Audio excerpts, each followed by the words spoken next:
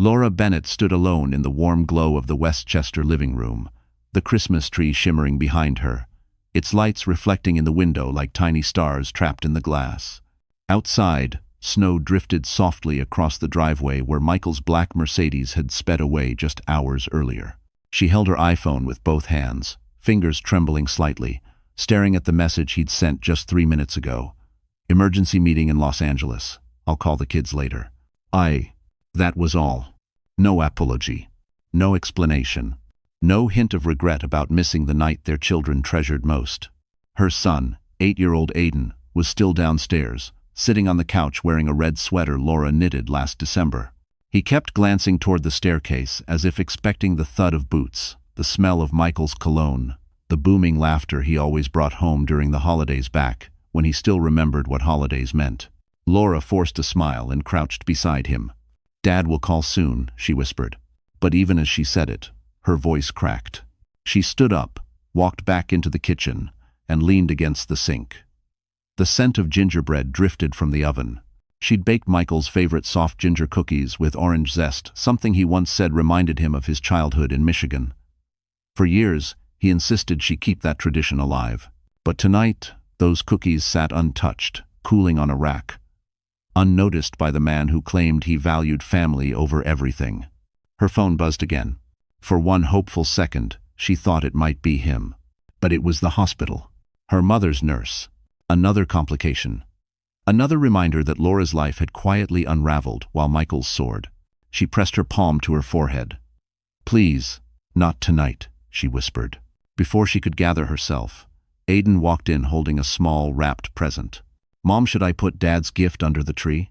His voice was so soft, it nearly broke her. "Yes, sweetheart," she said. "Put it right in front. He'll see it when he comes home." But deep inside, she already knew.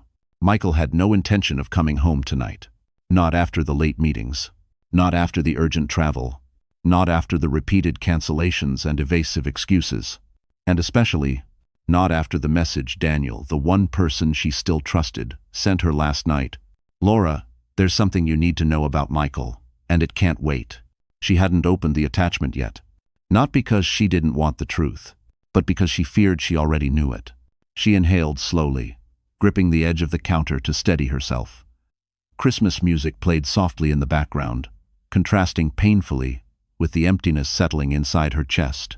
Aiden called from the living room, "Mom, look, a snowstorm's coming."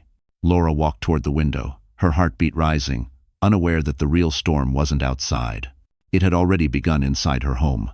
And within the next 24 hours, that storm would tear Michael's perfect life apart. Snow pressed against the windows in soft waves as evening settled over the Bennett house. Laura moved quietly through the living room, adjusting stockings, straightening the garland, doing anything to keep her hands busy. The tree glowed warmly, but the room still felt strangely hollow, like a place waiting for someone who had no intention of arriving. Aiden sat cross-legged on the carpet beside his little sister, Lily, who was only 5. They were arranging their handmade ornaments, lining them up in a crooked circle, as if building their own tiny world where parents never left for emergencies. Every few minutes, Aiden glanced toward the door, pretending not to. Lily kept asking, "Is Daddy coming home after the meeting? He promised he'd tuck us in." Laura knelt beside her children, brushing a curl from Lily's forehead. "We'll still have a wonderful Christmas Eve," she said softly. But even to her own ears, the words carried more hope than certainty. "Let's finish these ornaments. Dad will call when he can." But the truth sat like a stone in her chest. Michael hadn't called. He hadn't even sent a voice memo for the kids, something he used to do without fail. Tonight, silence was his choice. Laura stood and walked into the dining room. The table was set for 4. Polished silverware, linen napkins, the ceramic snowman plates the children loved. She had planned the dinner weeks ago: roast chicken, glazed carrots, mashed potatoes, Michael's favorites. Now only 3 places would be filled. Aiden approached the table, frowning at the empty chair. "Mom, should we wait for Dad to eat?" Laura swallowed. "No, sweetheart. It's already late. Dad, he's very busy tonight." It hurt to say it. It hurt even more to see the acceptance in her son's eyes. Acceptance. A child shouldn't have to learn so young. As they ate, Laura found herself drifting back to the early years. She remembered the first Christmas after they married, when Michael surprised her with a simple wooden ornament carved with their initials. They'd laughed until their sides ached while hanging lights, spilled hot cocoa everywhere, and danced in the living room at midnight. He wasn't rich then. He wasn't distracted. He wasn't cold. Somewhere between ambition and success, the man she loved had vanished. After dinner, the children carried their gifts to the tree. Aidan placed the small package for Michael carefully beneath the lowest branch. "He'll like this," he whispered. "I worked hard on it." Laura bit the inside of her cheek, fighting tears. "He'll be proud of you," she said. She hoped it was still true. Later, she tucked the kids into bed. Lily clutched her stuffed polar bear tightly. "Mommy, what if Daddy forgets it's Christmas?" The question stabbed like a blade. Laura kissed her daughter's forehead. "He won't forget, honey. He's just far away." But as she walked into the hallway and closed the door gently behind her, a sharp wave of sadness washed over her. Her phone vibrated in her pocket, and her breath caught maybe it was Michael. It wasn't. It was Daniel. His message read, "Laura, you need to open the file I sent you. It's important. You deserve to know." She stared at the screen. Her hand trembled. She knew deep inside that whatever was in that file would change everything. But she couldn't bring herself to open it. Not yet. Not on Christmas Eve. The lights dimmed in the living room as the heater hummed. She stood alone, surrounded by decorations meant for a family that was no longer whole. And then the doorbell rang far too late and far too urgently for it to be good news. The doorbell's echo was still fading in Laura's mind when the scene cut sharply, thousands of miles away, into a world that couldn't have been more different from her quiet, snow-covered home. At the Ritz-Carlton in Los Angeles, golden lights dripped from chandeliers like strands of molten glass. Laughter bounced across the marble floors. Guests in designer coats posed beside the giant Christmas tree in the lobby, its ornaments gleaming like small suns. The atmosphere was rich, loud, and intoxicating, everything Michael Bennett claimed he didn't care about anymore. But here he was. He stepped out of the elevator, his shirt open at the collar, jacket slung over his arm, Chloe clinging playfully to his side. She wore a sequined dress that caught every glimmer of light, her perfume trailing behind like a forbidden whisper. In her hand was a flute of champagne, already her second since they'd checked in. "You sure Laura bought the emergency meeting excuse?" Chloe giggled, leaning into him. Michael offered a smug, half-smile. "She always does. She trusts me more than she should." Chloe raised an eyebrow. "Or maybe she's smarter than you think." Michael didn't answer. For a split second, something flickered across his expression, not guilt, but caution, the instinct of a man who lived a double life too long to relax completely. But then he let it fade and allowed Chloe to pull him toward the bar. The bartender recognized him instantly. "Mr. Bennett, welcome back. Same drink?" Michael's lips twitched. "Route 66 Manhattan. Extra cherry." Chloe rested her chin on his shoulder. "You're practically a regular." Michael chuckled, tapping his credit card, his private one, against the counter. "Meetings bring me here often." But that wasn't true. The only meetings he had tonight were with his ego and the woman who fueled it. Chloe lifted her phone and snapped a selfie of the two of them with the skyline glittering behind them. "Perfect," she whispered, sending it quickly to someone. Michael didn't notice. Upstairs, their suite overlooked Los Angeles like a city made of melted gold. Floor-to-ceiling windows framed the skyline, and a bottle of champagne waited in a silver bucket beside a tray of chocolate truffles. A luxury Michael had insisted on for the holiday vibe. Chloe walked over to the windows. "This view never gets old." "It better not," he said, loosening his tie. "I paid enough for it." She laughed, but there was a sharp edge to it. "Everything with you has a price, doesn't it?" He didn't like that comment. But before he could respond, a soft knock came at the door. "Room service." A cart rolled in desserts, champagne refills, and a small Tiffany blue package sitting neatly at the top. "For Mr. Bennett," the attendant said politely. Michael froze. Chloe did too. He walked toward it slowly, confusion tightening his jaw. "I didn't order anything from Tiffany." The attendant smiled. "It arrived earlier, sir. Delivered from New York." "New York." "From home." "From Laura." Chloe stepped back, her face paling. Maybe you shouldn't open that. Michael swallowed, his pulse quickening. Why not? Because, she whispered, sometimes the truth shows up dressed as a gift. From Lynchron. He shot her a suspicious look. What does that mean? Chloe glanced at her phone, then at him, then back at the box, as if she already knew what was inside and dreaded the fallout. He reached for the package, hand trembling slightly. Relax, he muttered. It's probably some sentimental thing she made. But his voice didn't match his certainty. The room grew heavy with silence. And just as Michael lifted the lid, Chloe's phone lit up with a message preview that made her visibly flinch. It read, "The story is ready. Are you sure you want to go through with exposing him tonight?" Back in Westchester, long before the Ritz-Carlton lights reflected in Michael's eyes, Laura had sat at her kitchen table with the calm, deliberate patience of a woman holding herself together by the thinnest thread. Snow tapped against the window, the oven hummed softly, and the smell of cooling ginger cookies filled the room. But her hands trembled as she arranged the items inside the Tiffany blue box. She chose each piece with intention. Not to hurt him, not to win him back, but to remind him of the family he had slowly abandoned piece by piece, year by year. The first item she placed inside was the small photo album she had spent 2 nights assembling. Its cover was white leather, embossed with gold stars. Inside, she arranged photographs from every Christmas since their wedding moments that once felt permanent. Here was Michael holding newborn Aiden beside the hospital tree. Here he was lifting Lily onto his shoulders as they hung lights on their first house.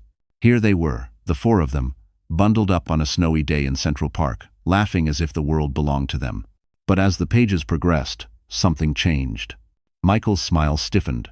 His gaze drifted away from the camera, toward his phone, toward business calls, toward anything but them. Laura paused, running her thumb along one particular photo. Last year, when Michael arrived late, smelling of a perfume she didn't recognize. She remembered how she dismissed it then, telling herself she was being dramatic. She slipped the album into the box and reached for the second item. An older iPad she had wiped clean, except for one video recorded by the kids just 2 days earlier. In the video, Aiden spoke carefully, trying to sound grown up. "Dad, we miss you. We hope you come home early this year." Lily leaned into the frame, waving the handmade ornament she'd painted for him. "Daddy, look. I made this. Come open presents with us." Laura recorded them while forcing a smile. But once they bounded upstairs, her hands had gone cold. She added the iPad to the box, then exhaled a shaky breath. The third item took her the longest to prepare. A letter. A letter she rewrote 4 times because each version felt too angry, too soft, too direct, too broken. Finally, she settled on plain truth. How lonely she had become. How frightened she felt, raising the children alone in spirit, even when he was technically home. How she no longer recognized the man she married. And how she refused to keep pretending for the sake of his perfect public image. She wrote that she was not asking for anything. Not pity. Not money. Not promises. She only wanted him to see the family he was losing, and the woman he had already lost. When she finished, she folded the letter neatly, slid it into an envelope, and added something Daniel insisted on. A sealed document outlining preliminary protective measures for the children's assets, drafted quietly behind the scenes for months. Not divorce papers. Not yet. But a warning and a shield. Laura hesitated, her fingers resting lightly on the Tiffany box. Christmas Eve was supposed to hold magic, not heartbreak. But she also knew. Magic dies when it's only one person trying to keep it alive. A knock at the door startled her. It was Daniel, holding a manila folder and wearing a look that mixed concern and resolve. "You're doing the right thing," he said gently. She nodded, though she wasn't sure if she believed him. "I just want the truth." Daniel handed her the folder. "Then you need to see this." She froze. "What is it?" Daniel hesitated before answering. "It's something Michael never meant for you to find." And inside that folder was the one piece of evidence that would shatter Laura's last illusion about her husband. Laura stared at the manila folder in Daniel's hands, as if it were ticking. Part of her wanted to snatch it away and rip it open. Another part, a much more fragile part, wanted to run upstairs, crawl into bed beside the kids, and pretend this Christmas was like every other one before the cracks began to show. Daniel stepped inside, brushing snow from his coat. His presence always brought a strange mix of comfort and heaviness. Comfort because he was the only person who truly saw her. Heaviness because he often saw truths she wasn't ready to face. "Let's sit," he said quietly. They moved to the small dining table, the same one where Michael used to spread out his blueprints in the early days when they could barely afford rent. Laura folded her hands in her lap while Daniel opened the folder. Inside were printouts, receipts, itineraries, screenshots, and something that made her chest tighten. A bank transfer slip showing $300,000 moved to an account under the name Chloe Reynolds. Laura felt the blood drain from her face. "That can't be right. He told me that account was for the new project in Palo Alto." Daniel shook his head slowly. "Laura, there is no Palo Alto project." It felt like someone had yanked the floor out from under her. Daniel slid another paper forward. "And this is from his assistant. She said Michael specifically requested no shared statements sent to the house." Laura's throat tightened. "He hid it from me. He's been moving assets quietly. The timing matches periods when you two had fights. It's a classic pre-divorce move." She flinched at the word divorce. She'd thought about it before, yes, but never seriously. Not with the kids. Not with her mother sick. Not when she had no financial control of her own life. Daniel leaned back, watching her with steady eyes. "You need to protect yourself. And the kids." "I don't know how," she whispered, eyes stinging. "I have no access to the accounts anymore. He cut my credit card last month and said it was an error." "Wid." "It wasn't an error," Daniel said firmly. She felt herself shrinking, drowning in humiliation she never admitted to anyone. Michael always dismissed her concerns. He mocked her anxiety, told her she was being dramatic, ungrateful, irrational. "Laura," Daniel said gently, "this isn't your fault." She shook her head. "I should have seen it sooner." "You did," he said. "You've just been alone with the truth for too long." "When?" He reached into his briefcase and pulled out a laptop, his MacBook Pro glowing with a dozen documents already lined up. "I've been preparing for this. Not because I wanted it to happen, but because I saw where things were heading." She blinked. "You've been preparing? For me?" Daniel hesitated, then answered softly. "For you, and for the kids." Her breath caught not from romance, but from the shock of being protected after years of being emotionally discarded. "Listen," Daniel continued, shifting into lawyer mode. "We need to gather digital evidence. Have you ever logged into Michael's iCloud?" Laura nodded slowly. "Yes. He once asked me to download photos for a holiday card." "Good," Daniel said. "If he hasn't changed the password, we might access his travel logs, receipts, messages, anything that proves intent." Laura stared at the laptop. "And if he did change the password?" Daniel opened the next file. His assistant sent a backup. She said she was tired of covering for him. "Why would she do that?" Laura asked. "Because Michael crossed a line," Daniel said, sliding his phone toward her. "Listen to this." He hit play.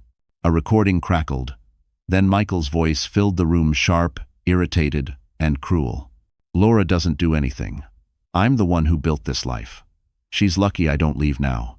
Laura's heart crumpled. Not because he said it, she'd heard versions of that before, but because he said it so easily. To another woman. As if she meant nothing. Daniel softened. "I'm sorry." She wiped a tear. "No. I need to hear it." But before Daniel could continue, another alert chimed on his phone. He glanced at it and frowned.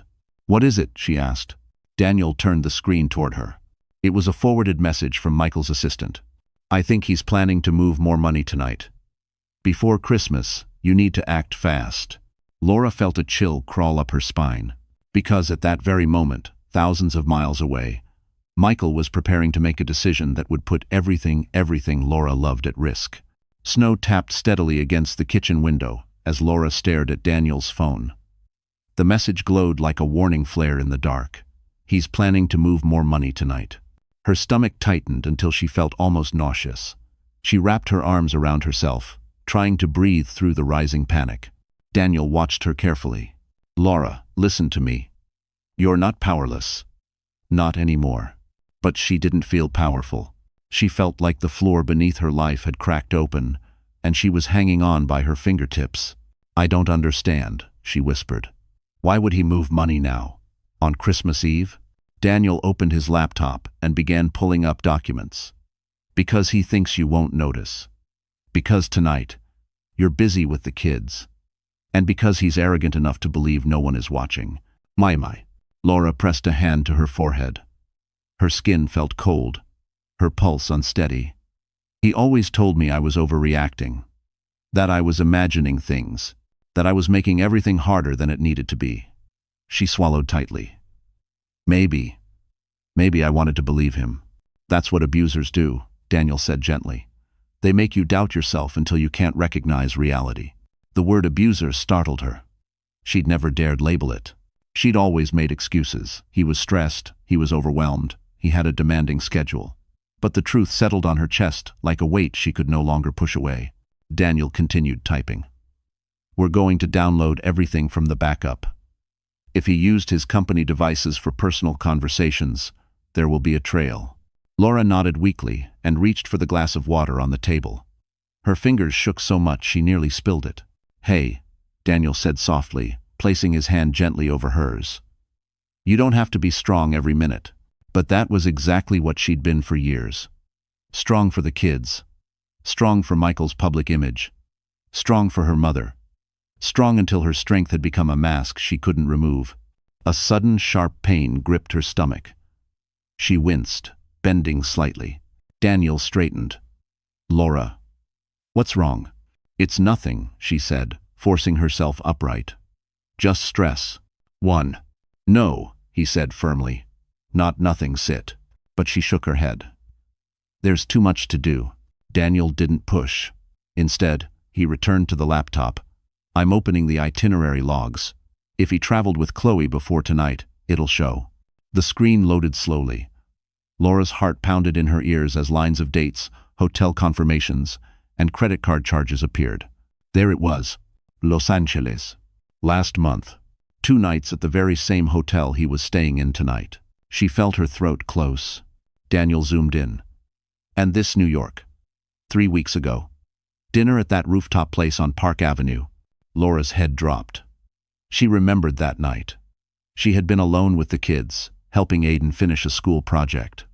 Michael said he was at a team meeting. Then another notification popped up. Geotagged photos Chloe had saved to a shared work folder by mistake. One of her leaning against Michael's car. One of her sitting in his office chair, her feet on the desk. And one dated December 10th of her kissing Michael on the cheek in a conference room. Laura pressed her knuckles to her mouth as tears spilled silently down her cheeks. Daniel closed the folder. You don't need to see more. But she did.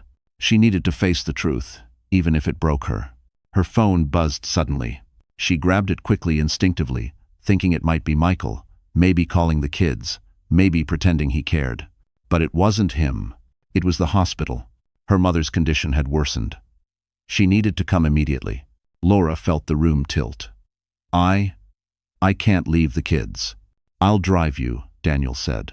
And I'll stay with you as long as you need. She grabbed her coat, barely able to think. As they rushed toward the door, snow swirling wildly outside, Laura felt her world collapsing from every direction. Her marriage, her security, her mother's health. And she didn't yet know the worst blow was still coming. Because in Los Angeles, Michael was about to make a choice that would destroy the last piece of trust Laura had left.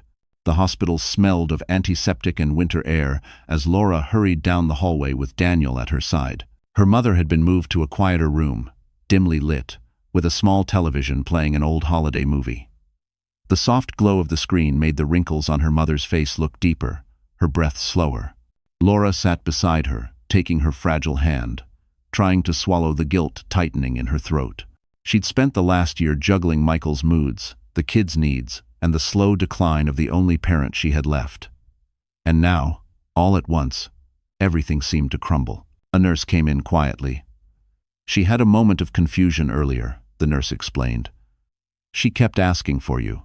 Laura nodded, brushing tears from her cheek. Thank you for calling me. Daniel stood by the door, giving her space but refusing to leave. She could feel his steady presence behind her, like a lighthouse standing firm in a violent storm. When her mother drifted back to sleep, Laura stepped into the hallway. Her legs felt weak, How much more can I handle in one night? She whispered. Daniel didn't hesitate. More than you think. But you won't do it alone. They walked toward a small family waiting room where Daniel opened his laptop again. There's something else in that folder you didn't see, he said. I didn't want to overwhelm you at home. Laura blinked. Something worse than the transfers? Worse than the photos? He pulled out a sealed envelope, the same one he had slipped behind the financial documents earlier but hadn't explained. This isn't from me, he said. It was mailed anonymously. Arrived yesterday. Laura hesitated, a sudden rush of dread running cold through her veins. Who sent it? Daniel shook his head. No return address. But based on the handwriting and the timestamps, I think someone close to Michael wanted you to know the truth. She stared at the envelope. Open it. Daniel peeled back the seal carefully and slid out several papers and a flash drive. He placed the papers in her hands. The first page was a transcript. A private call. A call between Michael and a board member from his company. Laura began to read, her eyes darting across the lines. Michael's voice filled her ears cold, dismissive, calculating. She's not my problem anymore, the transcript read. After I finalize the transfer, Laura won't have access to anything. She'll have to fend for herself. It's cleaner this way. Laura felt something shatter inside her. Not heartbreak, something deeper. A breaking of illusion. A severing of the last thread connecting her to the man she thought she married. She flipped to the next page. More words. More lies. More cruelty. She'll get whatever the lawyers force out of me, Michael said. I'm done pretending she matters. Laura pressed a hand to her mouth. He said that. He really said that. Daniel nodded solemnly. There's also the flash drive. With trembling fingers, Laura inserted it into the laptop. A video file appeared. She clicked it. The footage was grainy but clear enough, a recording from Michael's office. He sat across from Chloe, laughing with a self-satisfied tilt of his head. Chloe asked, "What if she finds out?" Michael smirked. "Laura? Please. She can't even see what's right in front of her." Laura sucked in a shaky breath, her heart thudding painfully against her ribs. But the video wasn't done. Michael leaned forward, lowering his voice. Besides, once the next transfer goes through tonight, it won't matter what she knows. She won't be able to touch a damn thing. Daniel closed the laptop softly, giving her a moment. Laura wiped her face, but the tears kept coming. This wasn't just betrayal, she whispered. He planned to ruin me. Daniel nodded. Yes. And now you understand why we needed to move fast. Laura inhaled deeply, forcing steadiness back into her voice. Then we fight. Daniel's expression shifted, part pride, part relief. Good. Because something else came in 20 minutes ago. A message from a source who claims to have more proof. Laura steadied herself. More proof? Daniel handed her his phone. Yes. And they want to meet you. Tonight. A cold shiver ran through her. Because the source wasn't just anyone, it was someone who claimed to know exactly what Michael was doing in Los Angeles at that very moment. Laura followed Daniel out of the hospital into the icy night, her breath visible in the glow of the parking lot lights. Snowflakes fell in heavy sheets now, coating the cars and muting every sound. She pulled her coat tighter. But the cold inside her chest had nothing to do with winter. It was the kind of cold that came from betrayal so deep it numbed the soul. Who wants to meet me? Laura asked, her voice low. Daniel unlocked his SUV. They didn't give a name, but they said they worked with Michael sometime this year, and they know exactly who he's with in Los Angeles. Laura felt her stomach twist. Chloe. Daniel didn't deny it. Let's get you home first. We'll figure out the next step from there. They climbed into the SUV, the heater blasting warm air as they pulled onto the snowy road. Laura stared out of the window, watching headlights blur into streaks of white. The world looked peaceful, quiet, nothing like the storm tearing through her life. She pressed a hand against her lips. Daniel, how long did you know something was wrong? Daniel kept his eyes on the road. Long enough to know he didn't deserve you, but not long enough to stop this from hurting you. Laura looked away, swallowing the lump rising in her throat. As they drove through the quiet neighborhoods, the story cut sharply to Los Angeles, another universe entirely. Inside the Ritz-Carlton suite, the atmosphere was electric with tension. Michael still held the Tiffany box in his hand, his brow furrowed. Chloe paced back and forth in her glittering dress, her phone buzzing every few seconds. Laura wiped her face, but the tears kept coming. "This wasn't just betrayal," she whispered. "He planned to ruin me." Daniel nodded. "Yes. And now you understand why we needed to move fast." Laura inhaled deeply, forcing steadiness back into her voice. "Then we fight." Daniel's expression shifted, part pride, part relief. "Good. Because something else came in 20 minutes ago. A message from a source who claims to have more proof." Laura steadied herself. "More proof?" Daniel handed her his phone. "Yes. And they want to meet you. Tonight." A cold shiver ran through her. Because the source wasn't just anyone, it was someone who claimed to know exactly what Michael was doing in Los Angeles at that very moment.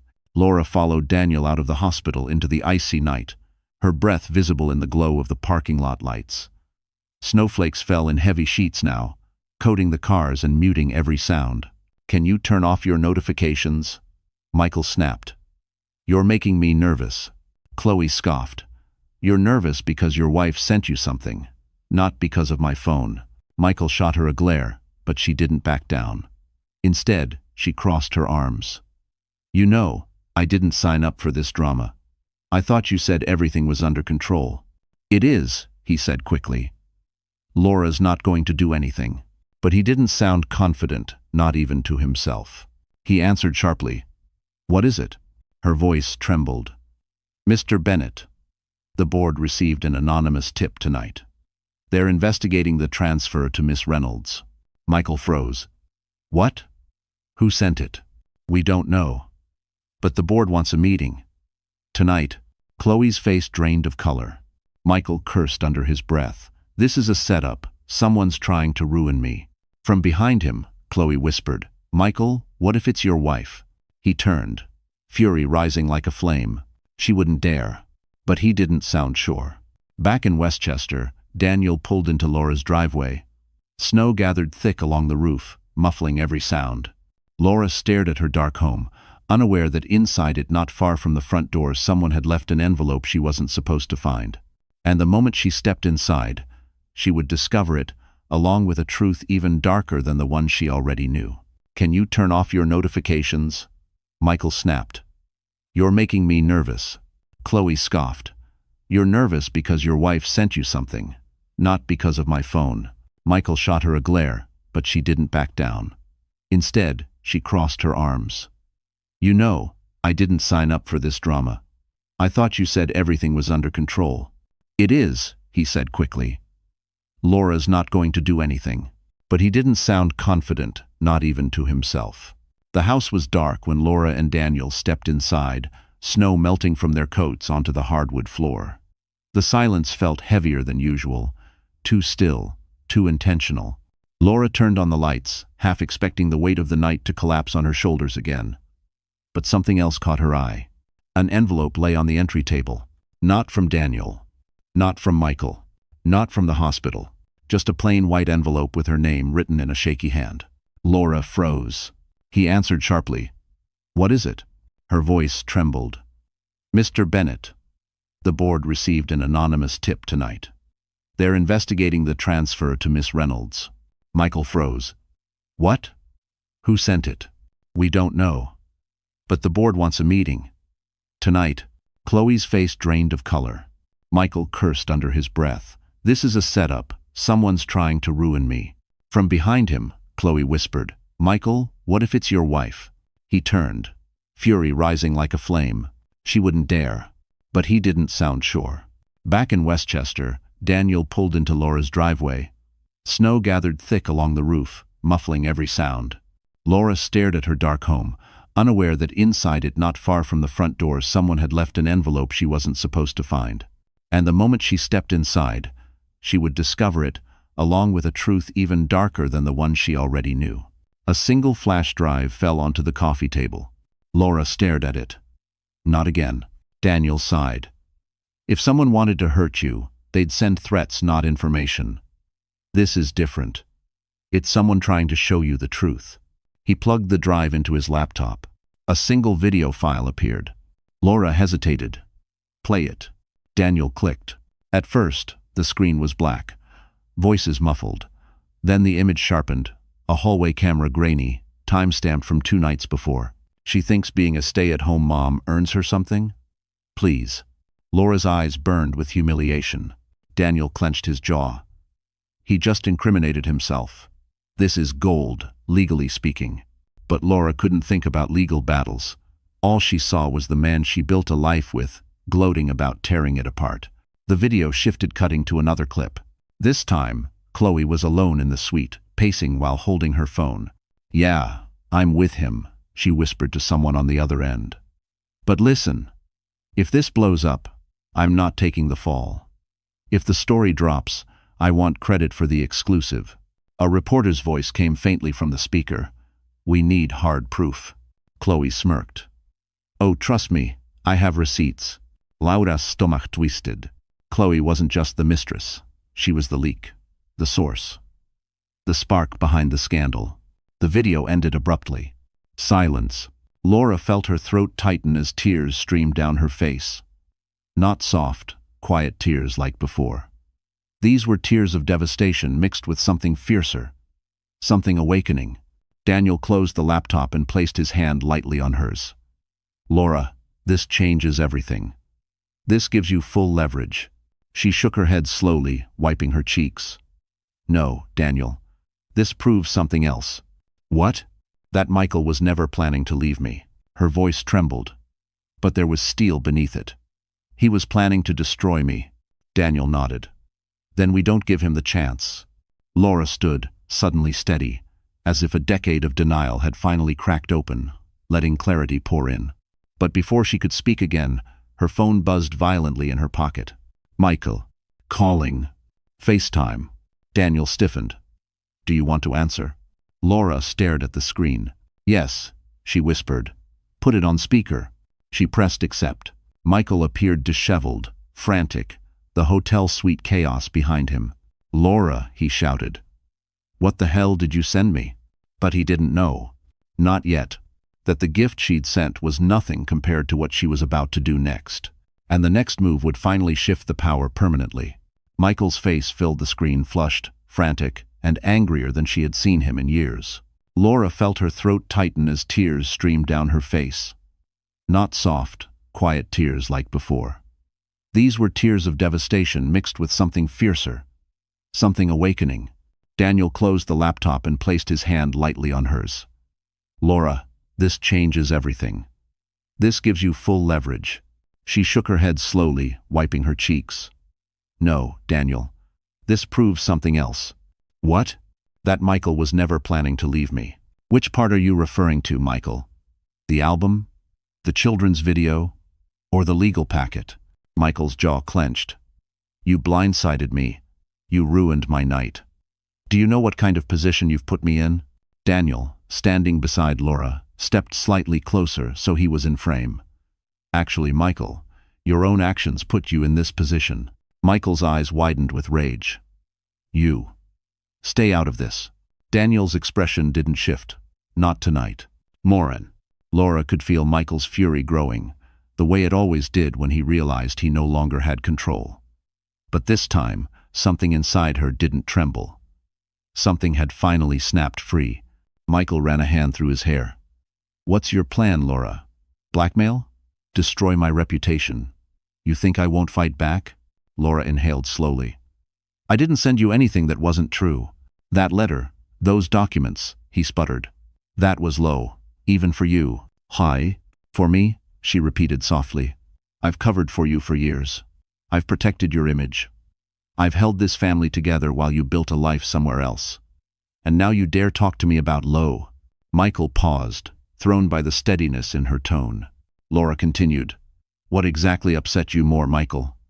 The pictures of your children, or the truth about your financial transfers?" He froze. Chloe stepped into view. "Michael, what is she talking about?" Michael rounded on her. "Not now." Chloe folded her arms tighter. "No, I think now is exactly the time." Laura watched them silently, heartbreak replaced by a cold clarity she had never known before. "Answer her," Laura said. "Tell her what you've been doing." Michael stabbed a finger at the screen. This is exactly the kind of emotional meltdown I knew you'd have. You've always been careful. Daniel interrupted, voice calm but razor sharp. This call is being recorded. Michael stiffened. Laura didn't blink. And the video? The one from your hallway camera? The one where you said I live in a pathetic bubble? Should I play that for Chloe now or later? Chloe's head snapped toward Michael. What video? Nothing, Michael snapped. Laura is bluffing. Laura held up the laptop, revealing the paused video of Chloe whispering into her phone. I have receipts. Chloe blanched instantly. No, she whispered. No, you weren't supposed to. Michael grabbed her arm. Did you record me? Chloe jerked away. You said you were leaving her. You said everything was under control. You lied to me too. The two of them erupted into an argument, shouting over each other, forgetting Laura entirely for a moment. Laura watched the scene with eerie detachment, as if she were watching the end of a movie she'd already predicted. Finally, Michael turned back to the phone. Face reddened, voice shaking with rage. You think you've won? You think this changes anything? Laura stepped forward, her voice soft, but cutting. No, Michael. I don't think I've won. I think the truth finally has. He opened his mouth to retaliate, but then another voice entered the conversation. A voice Laura recognized instantly. His assistant. She appeared behind him, framed in the doorway, eyes apologetic. Michael, the board is on an emergency call. They know about the transfers. They've seen the footage. Halwyn? Michael froze. What? She swallowed. They want you online in 5 minutes. Chloe stepped even farther back from him. Laura didn't say another word. She simply ended the call. Silence filled the room. Daniel turned to her. That was decisive. Laura exhaled slowly. No, that was necessary. But before she could sit down, her phone buzzed again, another message, from an unknown number. Daniel read her expression. What is it? Laura swallowed hard. She opened it. A single sentence appeared. If you speak to the board, everything Michael planned for you will be reversed. Followed by a second message. All you have to do is say yes. The drive to the hospital was quiet except for the steady thrum of snow under the tires. Laura stared straight ahead, her mind spinning through everything the board's request, the mysterious text, her mother's worsening condition, and worst of all, the truth about Michael's intentions. The timestamp, barely 20 minutes old, made her stomach twist. He had done it while yelling at her, while pretending she was irrational, while swearing nothing was wrong. Daniel leaned closer. He signed off company assets to Chloe. This is no longer just betrayal. This is fraud. Laura swallowed hard. Why would he risk everything for her? Daniel shook his head. Not for her. For himself. He wanted the money hidden before the board could audit him. Laura felt sick. It was one thing to be cheated on. It was another to realize her husband was willing to commit a federal crime just to erase her from his life. Snow continued to fall heavily outside the windows, muffling the world. Inside, the glow of Christmas lights flickered over the walls as if even the house sensed a reckoning was unfolding. Laura sank onto the couch, gripping her knees. She expected herself to cry, to scream, to fall apart. But she didn't. Instead, a strange calm settled over her, cold and clear, like the eye of a storm. Daniel lowered himself onto the coffee table across from her. Listen, if that document gets into the board's hands, Michael is finished. Do you think the person who sent it knows that? She asked quietly. I think they want him to be finished, Daniel said. Whoever sent this, they're not on his side anymore. Laura looked at the screenshot again. So someone close to him betrayed him. Or, Daniel said carefully, someone finally realized who he really is. Before Laura could respond, her phone buzzed violently, again this time, a FaceTime request from an unknown number. Daniel tensed. Don't answer that. But something in Laura wanted to know. Wanted to face this night fully. Wanted no more secrets. She pressed accept. The screen opened to a woman's face, Michael's assistant, Jenna. Her eyes were red, her mascara smudged, her hands trembling as she held the phone. Mrs. Bennett, she whispered, glancing nervously over her shoulder. I don't have much time. Laura leaned forward. Jenna, why are you calling me? Jenna swallowed hard. Because the board is preparing to remove Michael as CEO. They've seen the video. They've seen the transfer. And they're furious. He's trying to spin it, but... She lowered her voice. They don't believe him anymore. Laura's breath hitched. He's blaming me, isn't he? Jenna nodded. He said you're manipulating him. That you set him up.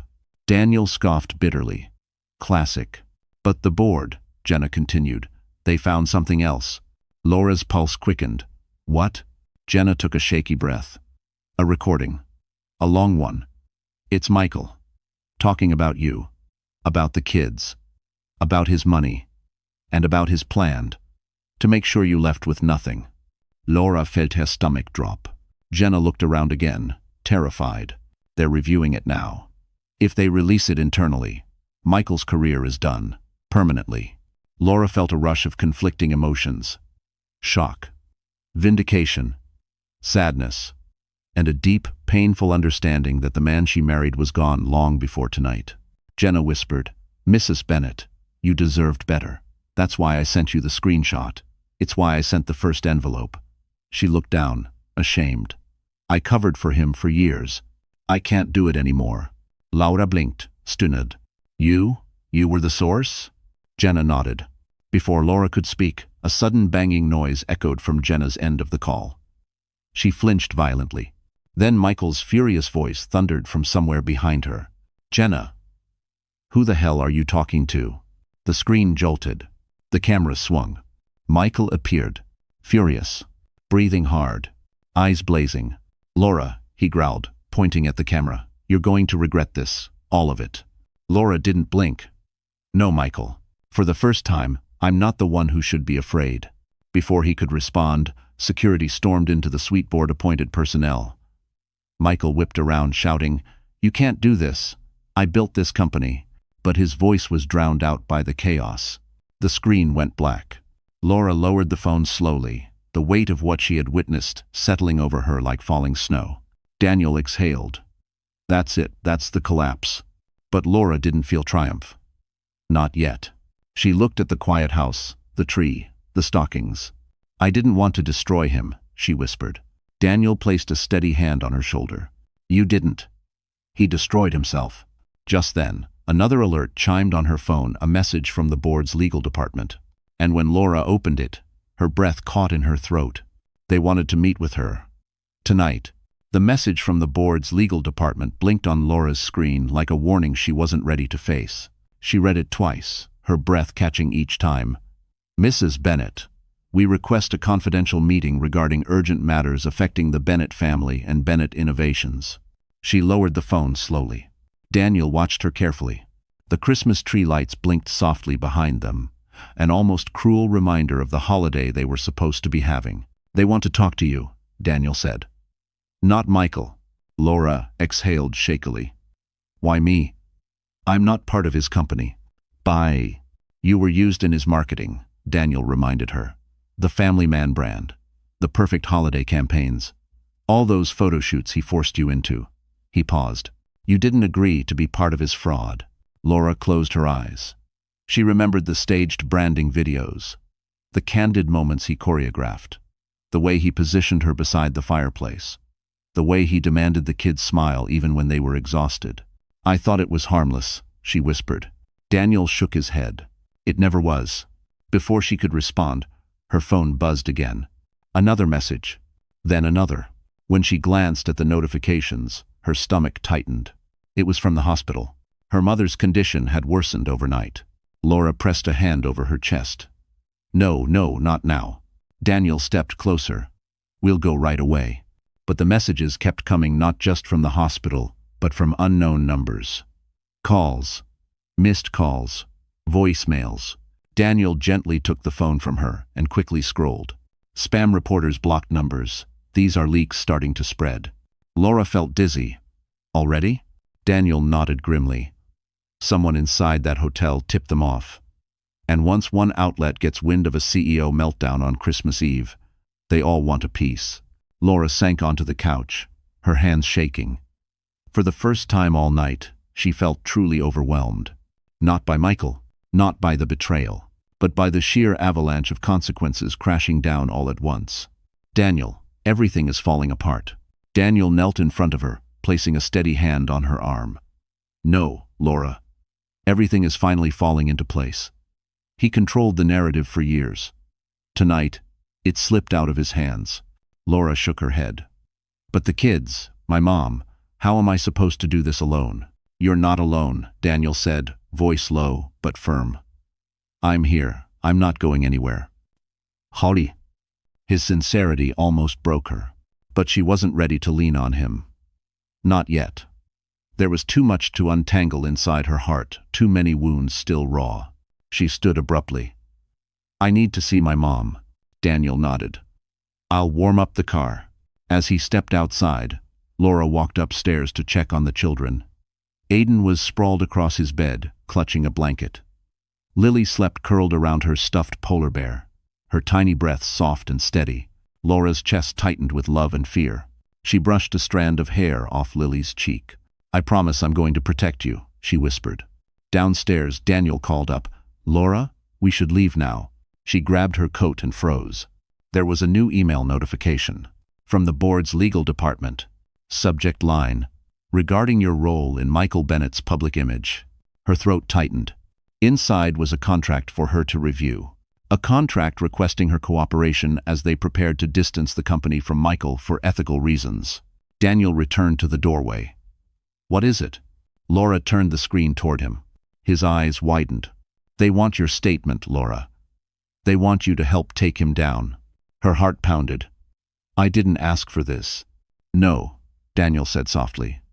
But life is giving it to you anyway. Before she could respond, another message pinged, this time from an unknown number. Holly. His sincerity almost broke her, but she wasn't ready to lean on him. Not yet. There was too much to untangle inside her heart, too many wounds still raw. She stood abruptly. I need to see my mom. Daniel nodded. I'll warm up the car. As he stepped outside, Laura walked upstairs to check on the children. Aiden was sprawled across his bed, clutching a blanket. Lily slept curled around her stuffed polar bear, her tiny breaths soft and steady. Laura's chest tightened with love and fear. Daniel drove with careful focus, glancing over only when her breathing hitched or her hands tightened around the seatbelt. You don't have to decide anything right now, he said softly. But Laura didn't respond. She couldn't. There were too many voices battling inside her head. When they arrived at the hospital, the halls were dim, staff moving silently like ghosts. Laura hurried toward her mother's room with Daniel behind her. The nurse met her at the door. It's a screenshot, she whispered, of Michael signing something. Tonight. Daniel leaned in, and when he saw it, his eyes widened. Michael hadn't only transferred money, he had just illegally assigned company assets to Chloe, moments before the board discovered everything. Laura stared at the screenshot glowing on her phone. Michael's signature at the bottom of a document labeled Asset Transfer Authorization. His handwriting was unmistakable. She sat down beside the bed, holding her mother's hand. Daniel lingered by the doorway, giving her space. Mom, Laura whispered. I'm sorry I wasn't here sooner. Her mother's eyelids fluttered. She opened her eyes just enough to see her daughter. Laurie? Her voice was paper-thin. It's Christmas already? Laura nodded. Almost. Her mother's brows furrowed, as if she sensed something deeper than the hour. You sound tired. Laura laughed softly, blinking back tears. It's been a hard night. Her mother's fingers curled weakly around hers. Don't let him hurt you anymore.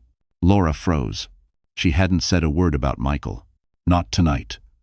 Not ever, really not to her mother. Mom, what do you mean? Her mother looked past her, eyes misty with confusion and lucidity tangled together. Your heart's been crying for a long time, even when your voice didn't. Laura pressed her forehead to the back of her mother's hand as tears finally spilled over. This wasn't a legal document, or evidence, or a contract. This was truth, spoken by someone who'd known her since the moment she took her first breath. A truth she couldn't ignore anymore. After a few minutes, her mother drifted back to sleep. Laura stepped out into the hallway, wiping her face. Daniel watched her, concern etched in his features. She knew, Laura whispered. She always knew. Daniel nodded, his voice low. People who love you deeply usually do. Laura took a shaky breath. I have to meet the board. I'll drive you, Daniel said instantly. No, not yet. She shook her head. I need to go home first. I want to check on the kids. And I need to be in my own space before I face what comes next. Daniel hesitated. Are you sure? Yes. On the drive back, snow fell heavier, blurring the night into patches of white and dark. Laura's phone buzzed again. Another message from an unknown number. Daniel tensed. Do you want me to look? No, Laura said firmly, gripping the phone. This one, I need to see myself. She opened it. A photo filled the screen. Michael, at an airport lounge. Suitcase open. Chloe beside him, crying. And security officers talking to him. The caption underneath read, he's trying to board a private flight back to New York. The board ordered him to stay put. He's ignoring them. Laura exhaled shakily. He's coming home. Daniel slowed the car. Then we prepare. Because he won't come quietly. Laura looked out the window, the world blurring past. A new calm washed over her, not the shock-filled numbness from earlier, but a steady resolve. This time, she said, her voice surprisingly steady, I won't run from him. They pulled into her driveway. The house sat silent under the blanket of snow. She knew the next few hours would change everything. Her children's future, her security, her past, and whatever came next. She stepped out of the car, because the first confrontation wasn't coming tomorrow. Or next week, Michael was on his way home, and he was coming tonight. Snow still fell thick across the neighborhood when Daniel pulled quietly into Laura's driveway. The house was dark, except for the warm glow of the tree reflecting through the living room window. It looked peaceful, lovely, but Laura felt none of that peace inside her chest. She could sense the confrontation coming like thunder rolling before a storm. Text me the moment you need me, Daniel said as he walked her to the front door. I don't care if it's 2 a.m. Laura nodded. Thank you for everything tonight. He held her gaze. Tonight isn't over. She knew he was right. Inside, the house felt colder than before. She checked on the kids, Aiden snoring softly, Lily curled under her blanket, and when she was sure they were safe, she went downstairs. She turned on the fireplace, wrapped a blanket around her shoulders, and sat at the dining table. Her phone vibrated again, shaking across the wood surface. Unknown number. Ita 1 hour. We need to talk. It was Michael. Not calling this time. Commanding. Laura stared at the message, feeling the familiar pit in her stomach, the one that always formed before Michael launched into one of his tirades. How many nights had she feared his anger? How many days had she walked on eggshells? Not tonight. She typed nothing back. Instead, she opened the email from the board again and reread the contract requesting her cooperation in the investigation. The words were clear. They needed her statement to protect the company and distance themselves from Michael's behavior. If she agreed, she would receive legal protection, and so would her children. She wasn't thinking of revenge. She was thinking of safety. A sound outside made her lift her head. A car door shut. Too early for Michael. Too early for anyone. She stood slowly, pulling the blanket off her shoulders, and moved toward the window. Daniel's SUV was gone. Her driveway was empty, except for her own car. A shadow moved behind the hedges. Laura's breath caught. Then knocking. Hard. Urgent. Not the knock of a neighbor. Not the knock of someone cautious in a snowstorm. She stepped back. Before she could react, her phone buzzed again. Unknown number. Open the door. Her pulse quickened. Was he here already? Had he taken another flight? Had he lied about being held by security? But when she looked through the peephole, it wasn't Michael. It was Jenna, Michael's assistant. Her mascara was smudged, her coat dusted in snow, and she looked terrified. Laura hesitated, then cracked the door open. Jenna? What are you doing here? Jenna stepped inside quickly, shutting the door behind her. I didn't know where else to go. He went ballistic after the board called him. He's blaming me for everything. I think he knows I leaked the recording. Laura stared at her. Are you in danger? Jenna nodded, eyes glassy. He threw his phone against the wall. He tried to grab mine. Security stopped him, but once they let him go, he ran. I don't know how he got past them. But he's coming here, Laura. He kept saying he was going to fix this himself. Laura's stomach dropped. Fix this? What does that mean? Jenna shook her head. I don't know. But he's unstable. Before Laura could speak, headlights swept across the living room wall, slow, deliberate, turning into the driveway. Jenna's face went pale. That's him. Laura felt her heart slam against her ribs. The children were asleep upstairs. Jenna was trembling beside her, and Michael, furious, desperate, cornered, was seconds away from walking inside. The engine cut off. Footsteps crunched through the snow. Laura grabbed her phone. Daniel, he answered instantly. I'm already on my way back. Please hurry, she whispered. The doorknob rattled. Once, twice. Then Michael's voice, low and icy, seeped through the wood. Laura, open the door. Jenna backed up quickly, shaking. Don't let him in. Laura didn't move. She didn't breathe. Michael's voice rose, sharper. We're talking tonight, whether you like it or not. Laura stepped forward, not to open the door, but to stand between Michael and the staircase leading to her sleeping children. Her voice was soft, trembling but not afraid. No, Michael, she whispered. Not this time. And on the other side of the door, Michael fell silent, as if realizing for the first time that Laura was no longer the woman he could control. Michael's silence on the other side of the door was somehow more terrifying than his shouting. Laura stood frozen in the dim light of the hallway, hearing nothing but the hum of the heater and Jenna's shaky breathing behind her. Then, another voice cut through the winter air. Not Michael's. Chloe. Michael, stop. This is insane. Laura's eyes widened. She hadn't expected Chloe to be here. Not after everything. Not after the board confrontation. Not after the airport chaos. Footsteps shuffled. A small scuffle.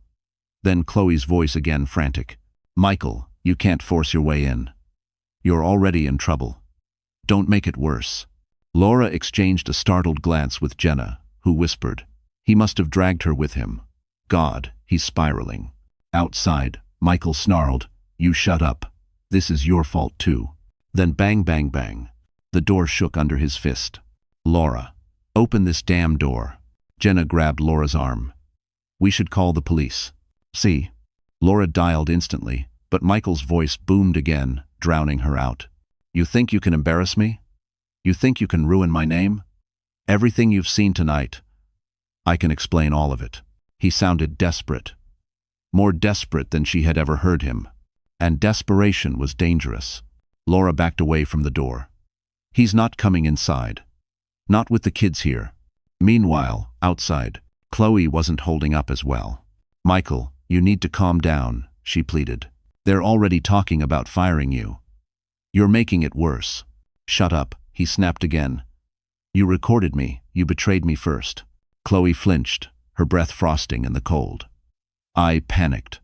The reporter said he needed proof. Laura felt sick. She remembered the video of Chloe whispering, I have receipts. She'd thought Chloe was cold, calculating. She hadn't expected fear. Real fear.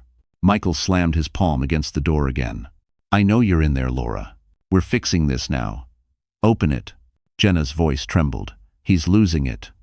This is exactly what the board feared. Laura swallowed hard. The police will be here any minute.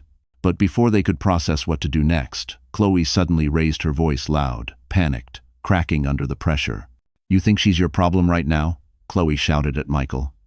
You idiot, the board has everything. They saw the video. They know about the transfers. You're finished. Public. Michael rounded on her. You little dot. Don't touch me. Chloe screamed. Her cry echoed across the silent street. Laura's breath caught. This wasn't the confident, smirking woman from the hotel suite. This was someone terrified for her safety. Michael hissed, You ruined everything. No, Chloe shot back, her voice trembling. You ruined everything when you thought you could juggle a wife, a mistress, a company, and a fraud scheme. And now everybody knows the truth. Laura and Jenna stood frozen, listening. Chloe continued, voice breaking. I didn't mean for this to explode. I didn't mean. I just wanted the story out before you left me the moment your divorce was final. Laura blinked. She thought he'd leave her too. The realization hit her. Chloe wasn't the villain she'd imagined. She was another casualty of Michael's lies. Michael's tone shifted cold, venomous. Do you really think I would ever choose you over my company? Over my reputation? You were temporary, Chloe. A phase. A sob burst from Chloe. You promised me. I lied. The words froze everyone them outside, Laura inside. Chloe's sob softened into something darker. Bitter. You know what? I hope they fire you. I hope they drag your name through every news station in America. I hope you lose everything. Michael lunged toward her, but headlights flashed across the driveway. A car stopping abruptly. Snow spraying. Daniel. He jumped out before the engine fully stopped, shouting, Michael, step away from her. Michael spun around, wild-eyed. You. Daniel didn't let him finish. He stepped between Chloe and Michael. Posture steady, protective. You're done, Michael. Go home, or the police will take you there. Sirens wailed faintly in the distance. Getting closer. Chloe collapsed against the hood of Daniel's car, sobbing uncontrollably. Laura watched through the window, heart pounding, realizing the truth. This wasn't just a confrontation. This wasn't just fallout. This was Michael's life falling apart in real time. And she hadn't lifted a finger to push it. The truth had done that all on its own. But the night wasn't over even as the sirens closed in. Michael lifted his head, eyes locked on Laura's window, and whispered something she couldn't hear but felt in her bones. Michael's lips moved silently as he stared through the window, snow swirling around him like a storm trapped inside his own rage. Laura couldn't hear the words, but she saw the shape of them, ugly, venomous. Words he had spat behind closed doors for years, words he never expected her to stand against. Daniel took one step forward, blocking Michael's view. That's enough, he said firmly. Back away. Right now. Michael's hands curled into fists. You think you can protect her from me? Daniel's voice didn't budge. Yes, I do. The sirens grew louder, bouncing off the snow-covered street. Chloe sobbed behind Daniel, her sequin dress shivering with every breath as the cold sank into her bones. Inside the house, Jenna paced anxiously near the staircase. Laura, he's going to get himself arrested tonight. He's not thinking straight. Laura swallowed. He hasn't thought straight in a long time. Her voice was steady, colder than she expected. She felt something inside her shift click into place. This wasn't fear anymore. It wasn't shock. It wasn't grief. It was resolve. She stepped closer to the front door, placing a hand on it. For a moment, she allowed herself to remember the early years, Michael surprising her with cheap flowers, whispering promises of a future they would build together. But those memories didn't hurt her anymore. They felt like stories she had read in someone else's life. Outside, Michael ranted louder. Laura, you owe me a conversation. You owe me the chance to explain. Daniel glared at him. She owes you nothing. Michael ignored him.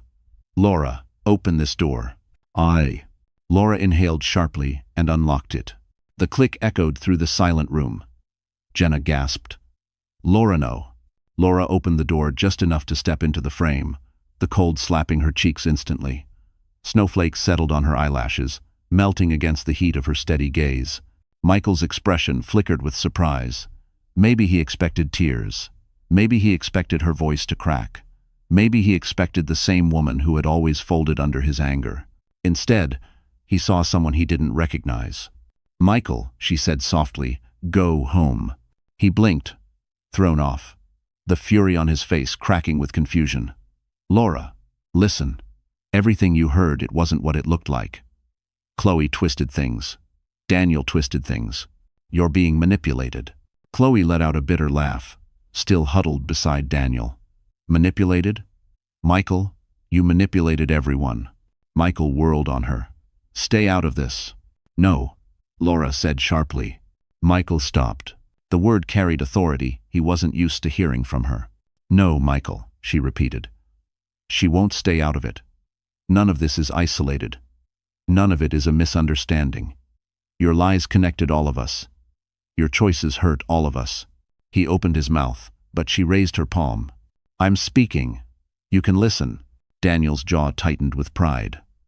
Chloe looked stunned. Jenna peeked from the doorway, eyes wide. You spent years telling me I was overreacting. Telling me I was too sensitive, too emotional, too Everything. She steadied her breath. But I see clearly now. You weren't protecting me. You were slowly erasing me. Michael's face hardened. And it's over. Laura continued. You don't get to control me. Not anymore. The police cars finally pulled up behind Daniel's SUV, lights flashing across the snow. Officers stepped out, hands on their belts, assessing the scene. Michael suddenly panicked. Laura, don't do this. I'm your husband. I'm the father of your children. You're the man who tried to take everything from me, she said calmly. And from them.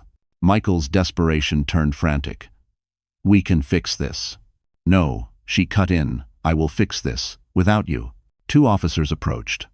Sir, we need you to step back. Now. Michael looked from the officers, to Daniel, to Chloe, to Jenna, and finally back at Laura. He saw it. The finality. The strength he never believed she had. The end of his control. His voice cracked. Laura, please. Her eyes softened, but only with truth, not forgiveness. Go home, Michael. Tears welled in his eyes. Not remorse, but fear. As the officers moved in, Chloe quietly whispered, It's over, Michael. Really over. Laura stepped back inside, closing the door gently behind her. And for the first time in years, she felt safe. Not because Michael was gone, but because she finally wasn't afraid anymore. Morning light crept into the Bennett house, as if unsure it was welcome. Snow blanketed the driveway, untouched since the chaos of the night before. Laura had managed only 2 hours of sleep-light, restless sleep, but when she opened her eyes, something felt different. She felt lighter. Not healed, not whole, but unburdened. Downstairs, Jenna sat at the kitchen table, hands wrapped around a mug of coffee Daniel had brought her at dawn. She looked exhausted, ashamed, and terrified all at once. Daniel stood near the counter, typing furiously on his MacBook Pro, documents and legal notes covering the counter like a battlefield map. Laura walked in quietly. You should have slept, Daniel said gently. I slept enough, she replied. Jenna looked up, guilt clouding her expression. Mrs. Bennett. I'm so sorry for everything. I never meant to war for and. Stop, Laura said softly. Jenna, I'm not angry at you. Jenna blinked in surprise. You're not? No. You didn't break our marriage. Laura breathed deeply. Michael did that a long time ago. Jenna's shoulders crumpled with relief, and she wiped her eyes with her sleeve. Before they could say more, Daniel's phone buzzed sharply. He looked down and froze. What? Laura asked. Daniel turned the screen toward her. A news alert. Front page. Already viral. CEO, Michael Bennett, under investigation for fraud, personal misconduct, and corporate ethics violations. 6. Laura's stomach twisted, not with fear, but with the weight of inevitability. The truth was out public, undeniable, irreversible. Jenna covered her mouth. Oh my God, it's already everywhere. Daniel began scrolling. Internal leak last night. Not from us. The board must have confirmed everything and acted fast. Laura sank into a chair. What are they saying about me? Daniel scanned the article.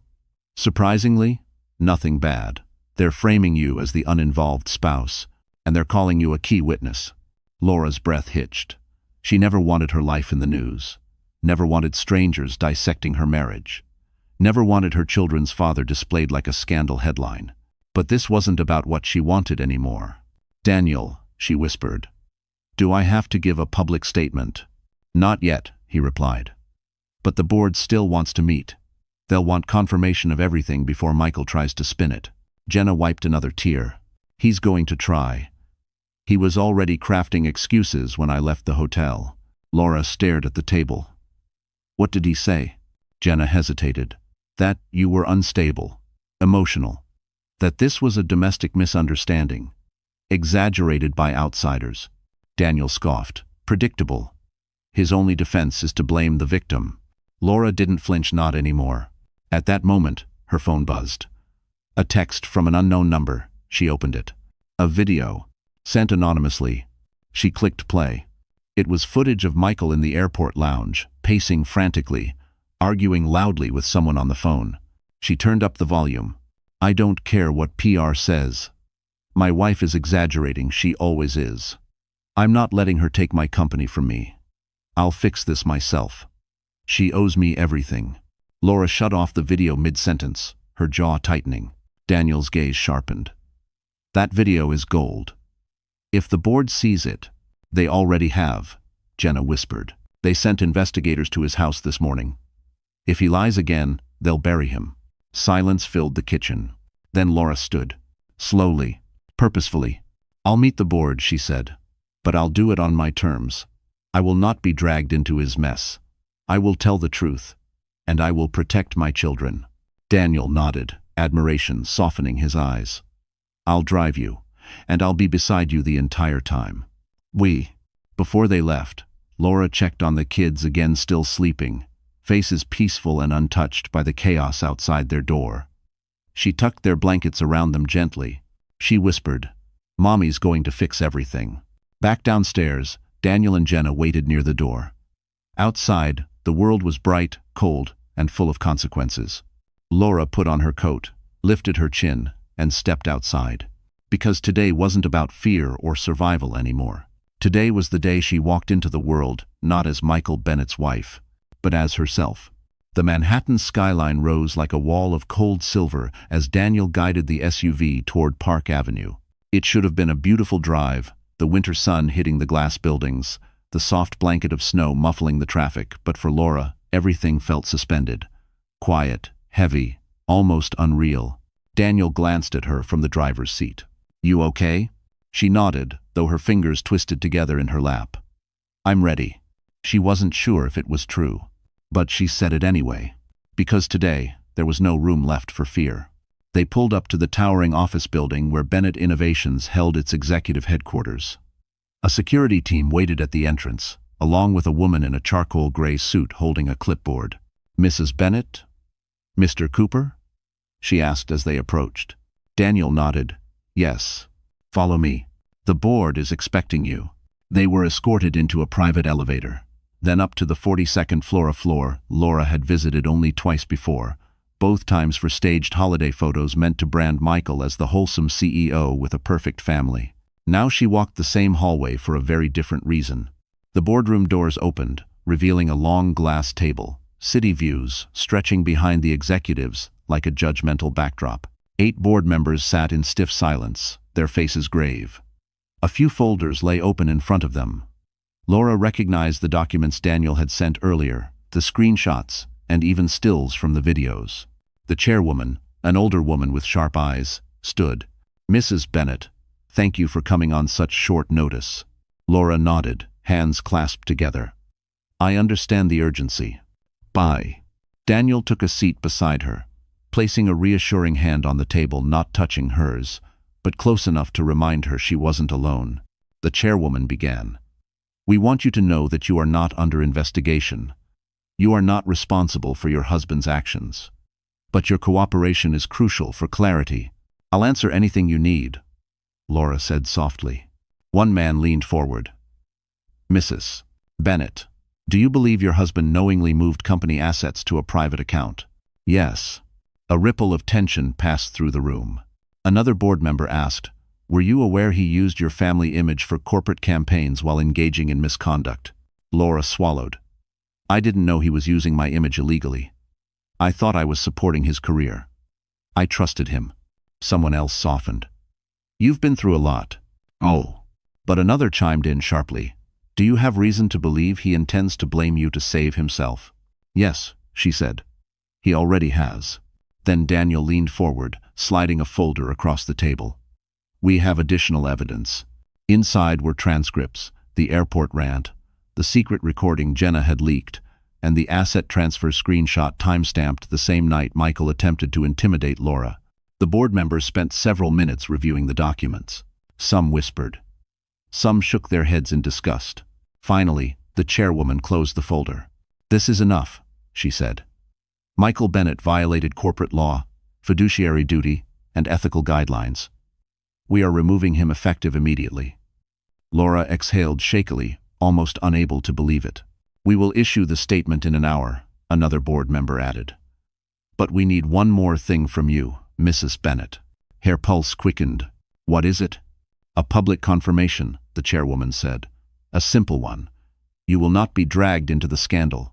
You will not be placed on camera. But to protect the company and your children, we need your signature stating you were unaware of his illegal activities.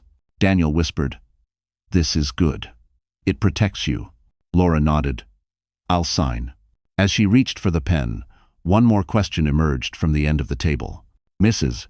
Bennett, did your husband ever hurt you, emotionally or financially?" Laura paused. Her hand hovered. Her heart thudded. She didn't cry, didn't tremble. She simply answered the truth. "Yes, he did." Daniel's eyes softened with pride and something else, something deeper, but he said nothing. The chairwoman nodded solemnly. "That'll be enough." Laura signed, and with that stroke of ink, Michael's position, his power, and the image he had spent years constructing all collapsed officially, legally, and irrevocably. As they stood to leave, Daniel placed a hand lightly at the small of her back, guiding her out. "You did it," he said quietly. Laura shook her head. "No. The truth did." But just as they stepped into the elevator, her phone buzzed another message. She opened it. A photo. Michael, sitting alone in his penthouse, head in his hands, everything gone, and a single line beneath it. He finally understands what he lost. Snow dusted the Manhattan sidewalks like powdered sugar as Laura stepped out of the board building with Daniel at her side. The cold air hit her face. But instead of shivering, she let out a long, steady exhale as if she had been holding her breath for years. It was over. Not the pain, not the healing, but the battle. Daniel opened the SUV door for her. "Home?" "Home," she said quietly. The city passed by in blurs of gray, silver, and holiday lights. But for the first time, Laura actually saw it, really saw it. She wasn't navigating the world as Michael Bennett's shadow anymore. She wasn't carrying the weight of his secrets. She wasn't shrinking to fit the life he had forced her into. She was stepping out of it. When they reached her townhouse, the snow had piled into soft drifts against the steps. The house looked peaceful again, still glowing from the Christmas lights. The kids insisted they keep on all night. Inside, the children were just waking up. Aiden rubbed his sleepy eyes. "Mom?" Lily stumbled out of her room, clutching her stuffed polar bear. "Mommy, you're home." Laura knelt, hugging them both tightly. Their warmth, their innocence, it grounded her instantly. Aiden pulled back and searched her face. "Did Dad call?" he asked. Laura shook her head gently. "No, sweetie, not this morning." Lily's lower lip quivered. "Is he mad?" Laura cupped her daughter's cheek. "No, honey. He's figuring things out. But you two didn't do anything wrong." Daniel lingered quietly in the doorway, giving the family space. After breakfast, small, simple, warm, Laura sat on the couch, sipping coffee while the kids played with blocks on the rug. Daniel stood near the window, watching the snowfall. "You did well today," he said softly. Laura set her mug down. "I didn't think I could do it." Daniel turned, giving her a gentle smile. "You didn't think you could survive what he did either. But you did." She looked at him for a long moment. The man who had stepped up when Michael ran away. The man who had stayed steady when her world collapsed. The man who had known the truth even before she was ready to face it. Before she could speak, her phone buzzed. A text from an unknown number. Again, she braced herself. But when she opened it, she froze. It wasn't a threat. It wasn't Michael. It wasn't the board. It was a clip. Footage shot from the alley behind Michael's penthouse. Security camera angle.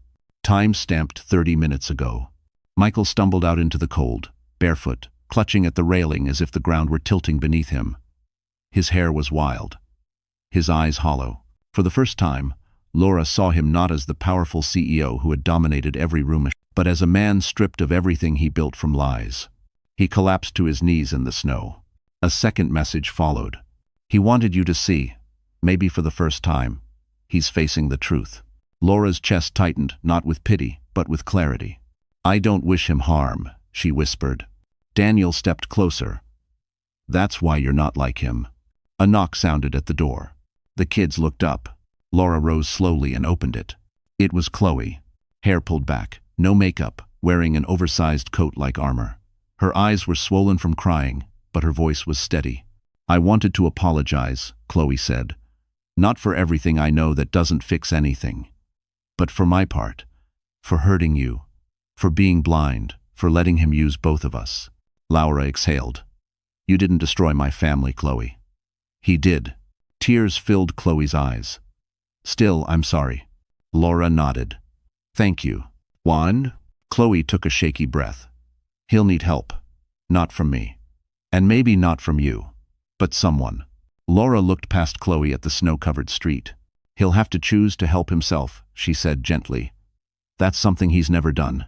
Chloe nodded, stepped back, and left without another word. Inside, Laura returned to the living room. The kids were building a crooked snowman out of cushions. Daniel was watching her soft, proud, relieved.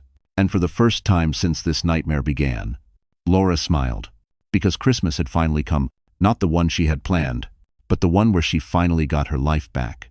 Night settled softly over Westchester, the world outside blanketed in a peaceful white that felt almost symbolic, like the universe had decided to wipe the slate clean. Inside the house, warmth glowed from every corner. The fireplace crackled, the tree shimmered. The kids laughed upstairs, building forts out of blankets and pillows. Laura stood in the kitchen stirring hot chocolate, the scent of cocoa filling the air. It was quiet. Calm. A kind of calm she hadn't felt in years, steady, gentle, undeserved in her mind, yet deeply needed. Daniel leaned against the counter, watching her with the kind of quiet admiration that didn't demand anything in return. You're different today, he said softly. Laura smiled, handing him a mug. Maybe I finally let go. He took a sip. You didn't just let go. You rebuilt yourself. Laura didn't respond at first. She looked out the window, the sky, a deep navy blue, the snow sparkling beneath streetlights. I used to think strength meant enduring. Staying. Holding everything together even when it hurt. She took a slow breath. Now I know strength is choosing yourself, even when it means walking away. Daniel nodded. And you did. Send. A soft thump came from the stairs. Aiden and Lily peeking around the corner, bundled in pajamas, curiosity shining in their eyes. Mom? Aiden asked. Are you okay now? Laura knelt, pulling them close. I'm better than okay. I'm free. Lily pressed her cheek into Laura's shoulder. Are we still doing Christmas, even if Dad's not here? Laura kissed the top of her head. Of course we are. Christmas doesn't disappear just because someone else walked away from it. Daniel smiled warmly. Let's make it a good one. They spent the next hour baking cookies, decorating the tree again, this time with messy clusters of ornaments the kids insisted belonged together. Daniel helped them hang the star. Laura watched, heart full in a way she hadn't expected. Healing didn't feel loud. It felt like this quiet moments layered gently on top of broken ones. Later, when the kids ran upstairs to play, Laura and Daniel stepped out onto the porch. Snowflakes drifted down, soft as whispers. The neighborhood was still, the only sound the crunch of ice beneath their boots. Daniel glanced at her. You know, you don't have to go through the next part alone. The legal process, the custody hearing, the rebuilding. I know, Laura said. Then softly, and I don't want to. His eyes warmed. Not possessive, not demanding, just steady. I'll be here, if you want me. She met his gaze. I do. But before anything more could be said, her phone buzzed in her pocket. She hesitated, already guessing who it was. She pulled it out slowly. A single text. From Michael. I'm getting help. Tell the kids I'm sorry.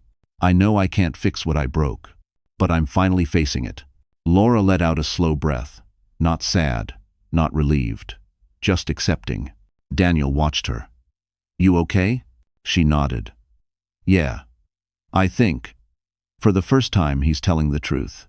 She typed a simple reply. Get better. For yourself. The kids deserve the best version of you. Ren?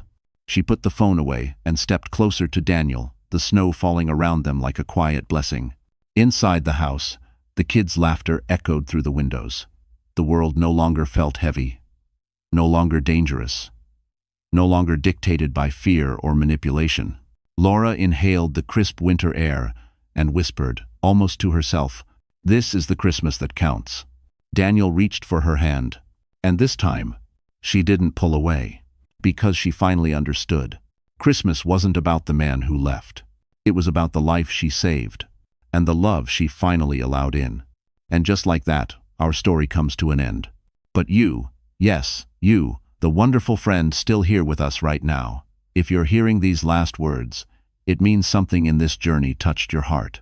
Maybe it reminded you of your own strength, or of the moments you stayed quiet just to keep the peace. Life does that to us. As Marcus Aurelius once wrote, "You have power over your mind, not outside events. Realize this, and you will find strength."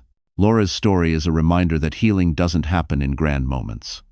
It happens in small choices, choosing yourself, choosing peace, choosing truth even when it hurts. Sometimes the bravest thing we do is finally let go of what breaks us.